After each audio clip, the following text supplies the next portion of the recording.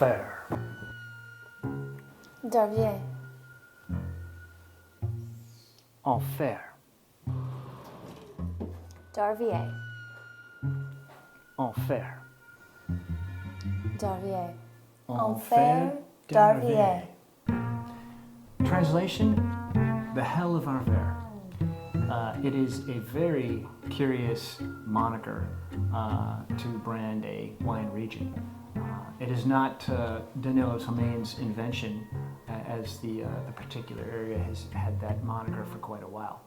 But it does seem to me a bit hyperbolic and even provocative, considering the fact that it's quite beautiful in my estimation. It reminded me of Arthur Rimbaud's seminal 19th century poem, A Season in Hell, which was about a lifetime. But here someone is twisting the geography that's got its own sense of vicissitude into something hellish. But there is something incredibly heavenly about this natural amphitheater where the grapes are grown. So they've been planted there since about the 13th century in some format or another. The amphitheater really essentially works to trap heat, and heat is at a premium in the Alps. And so it allows phenolic ripeness to occur in the grapes, but that diurnal shift, those much cooler temperatures at night, allow for the maintenance of acidity and structure in the final wine. So you get this sort of purity and elegance while still having a fully ripe berry.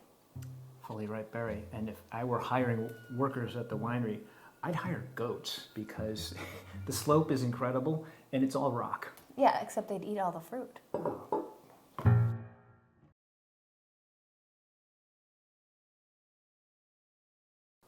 So let's tumble down the mountain. Let's go.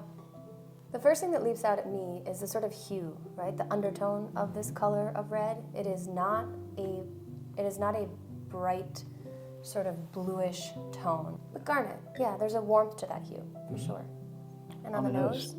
The aromatic intensity is incredible. It has all of this sort of beautiful blooming rose. It's got crushed violet. There's these incredible sort of herbaceous elements that feel very alpine, right? Yeah, those alpine terpenes come through, and a little bit of the esters, those fruit esters, which, looking at the geography, if not for the vines, I don't know what else would create it.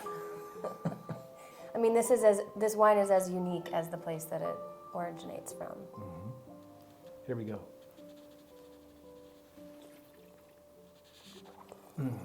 Delicious.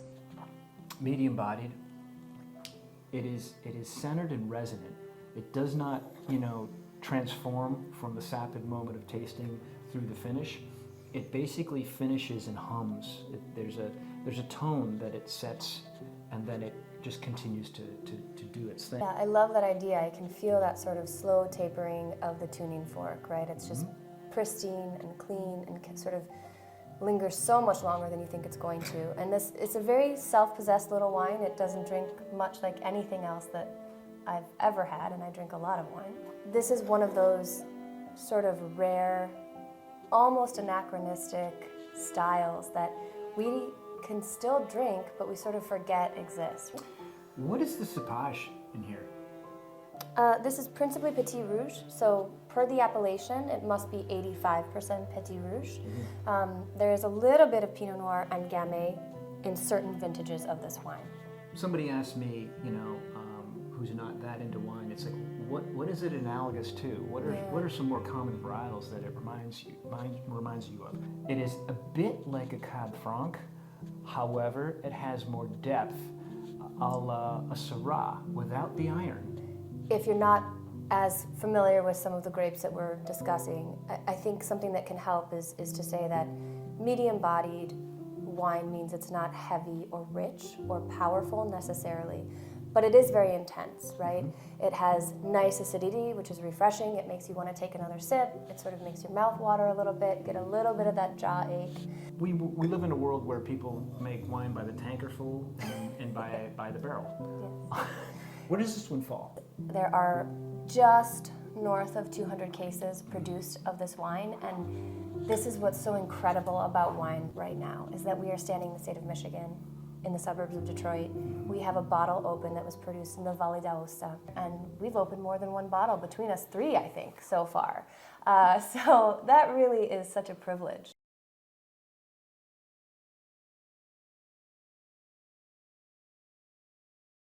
Jack, Yes. I'm a little concerned. Why? The contents of this bottle appear to be evaporating before our very eyes. It's just a 750. It's just a 750. Yeah, it's an age-old problem. The label art has very little to do with what's in the bottle, in general. To me, it's like a collaboration between Bumbles the Abominable Snowman and the late Jean-Michel Basquiat. It is full of wild energy and irreverence. And I'm not, looking at the environment and the man himself, I'm not sure where it comes from. You mentioned wildness and irreverence, which I do think this wine has in spades. I look at a lot of wine and I admit to having a penchant for maybe a more traditional label a lot of times.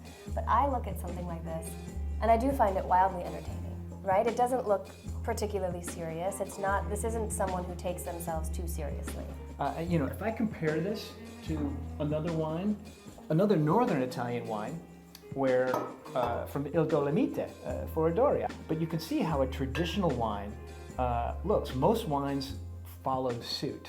This one decides to step out. Yeah.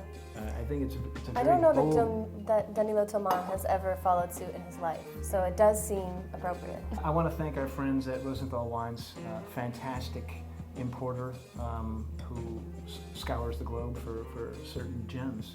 And I've been the recipient of a great many of them. I'm eternally grateful for that portfolio. Is this a crime scene?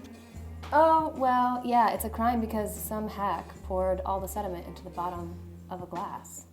That would be me.